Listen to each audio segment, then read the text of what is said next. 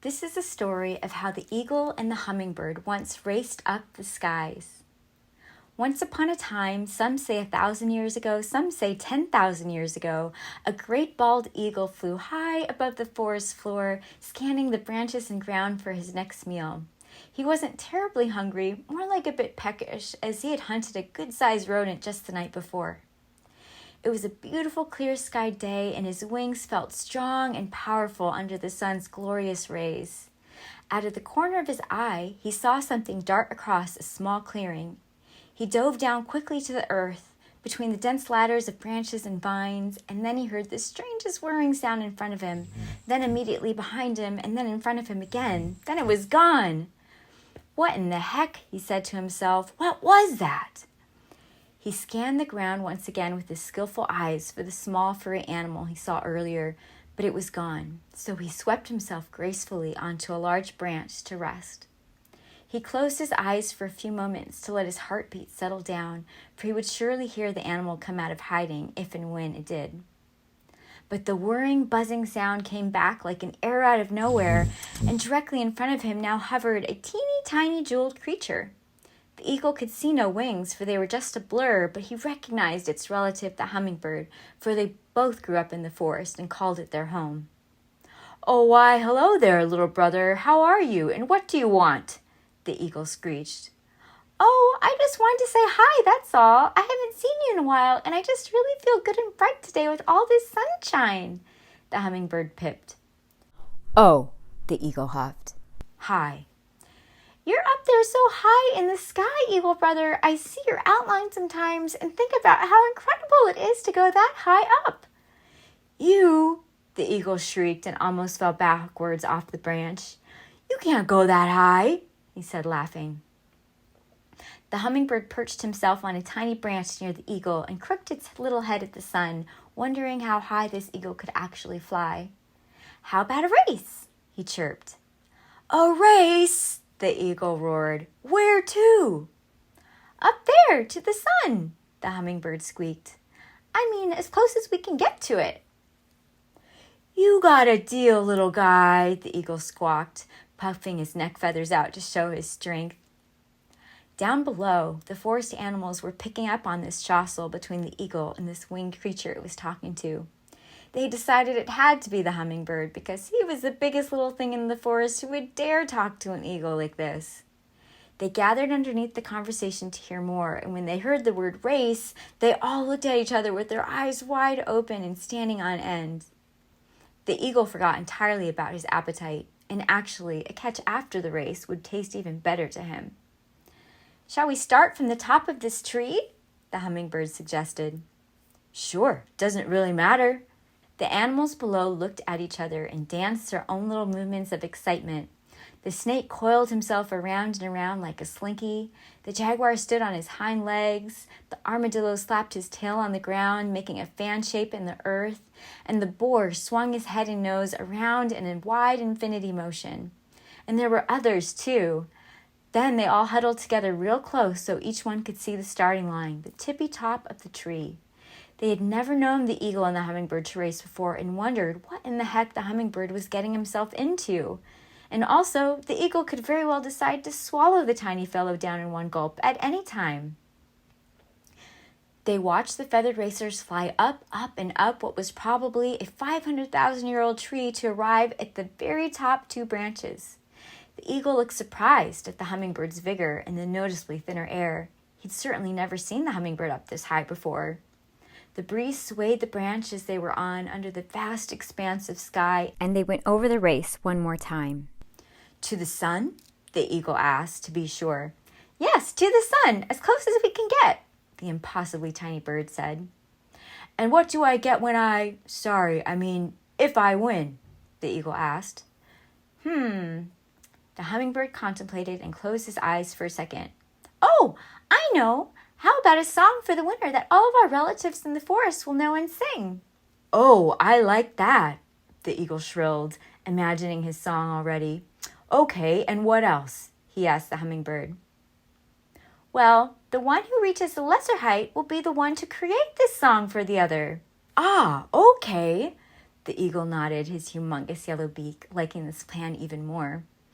Yes, let's do this. That all sounds very nice indeed. 1, 2, 3! He yelled and then jumped off, opening his 8-foot wingspan and began climbing the skies. The teeny tiny hummingbird shot up right alongside with him. It's lovely up here, the hummingbird trilled on the way up. I don't come up here enough. The eagle breathed heavily. Well, you've got no business up here. You're right, not really, but sometimes I do really love coming up this high. They were now about 3/4 of a mile up into the sky, almost as high as an airplane flies at today. There were no airplanes at this time, of course. The eagle felt the hummingbird was near, but he gathered his energy and prepared to leave the hummingbird in his wake. Whoosh! The eagle climbed in great big leaping spirals, up, up, and up, like he was swimming up the deep blue atmosphere. The hummingbird was nowhere to be seen anymore. Up this high, the forest trees all blurred together like one endless green mosaic, and the rivers looked like deep blue snakes zigzagging through the land. He could see the curvature of the earth. But the sun's heat was blazing down on him, and soon the heat was all he could think about. The rays were so intense that the eagle could feel his feathers starting to burn. Any further up and he would surely die. Well, I won anyway, he thought. I'll see the little guy on the way back down if he hasn't turned around and landed already. So he began his descent in steady spirals down, down, down. A full moon was beginning to rise. The eagle had been flying for quite a while now. He did not see the hummingbird, though. The poor thing must have gone back down a long time ago, he thought to himself.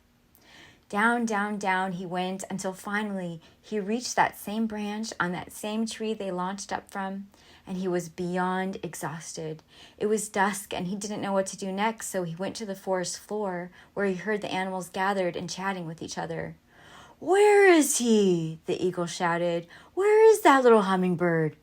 He was so deeply tired that he actually felt a little bit worried that the hummingbird got burned alive up by the sun's rays. I'm here, the hummingbird chirped. Oh, good, you're here. I won! The eagle howled, opening its wings wide in victory. Actually, the feathered jewel levitated off its branch and then hovered sideways over to reach the eagle.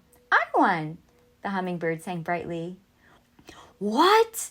No, I didn't see you. I flew up so high, higher than I've ever flown before. Definitely higher than any bird has ever flown before, he yelled. Well, here's what happened, the hummingbird trilled. We were flying together for quite a while, but I began to get tired being so small. I wanted to stay with you, though, so I jumped onto your back and rode with you for some ways. You never noticed. Then at one point, I saw you began to sweat in the sun's heat. Steam was coming off your head and body, and soon after, you slowed down and decided to go back down, and it was there that I jumped off. You began your flight back, and I rose straight up for another good long ways. I've never gone up that high in my whole life, and it didn't take me so long to go up that last bit because whereas you needed to beat your wings and climb up the skies in spirals, my wings took me straight up in a line like a tree. The animals nodded. The jaguar said, We saw you both go up. You both became nothing more than specks in the sky. And then there was just one speck. And then that speck began to slowly grow larger again, and that speck was you. And as we watched you come slowly back down, we saw the other speck reappear, and that was the hummingbird, because he landed here within a minute after we spotted him. Then you landed 10 minutes later. Impossible, the eagle cried. But how could you be so fast? Well, I've learned that I can ascend about a mile a minute and dive out of the sky just as fast, so perhaps I am the fastest bird considering my size. Wow, but the heat, it was so hot up there, the eagle exclaimed. It was, but I suppose my wings were keeping me cool because although they're tiny compared to yours, I've counted and they were beating about 70 times per second, keeping me relatively cool against the sun's intensity. Oh, the eagle groaned. But just wait 1 minute here. He tilted his head to the side in aggression. You lied to me. You all lied to me. I don't believe you ever saw me turn around and go back down, because how could you see beneath you to make sure I didn't notice you as you jumped off? Ah, well, you see, My wings can fly me backwards as well as forwards and sideways, so at that time, I decided to fly backwards for a while so I could look down at you. And what a beautiful sight you were from that perspective, Eagle brother." "Oh, my skies," the eagle cried and covered his head with his wings. And the song that was conjured up then and there by the mighty eagle for this tiny but mighty bejeweled creature went like this. "Colibri, colibri, king of the skies, colibri, colibri, brother of the sun, colibri, colibri, in a flash your heart ascended, colibri, colibri, so for you the song is sung." And this is how the song of the hummingbird became known and sung by all the creatures of the forest. The end.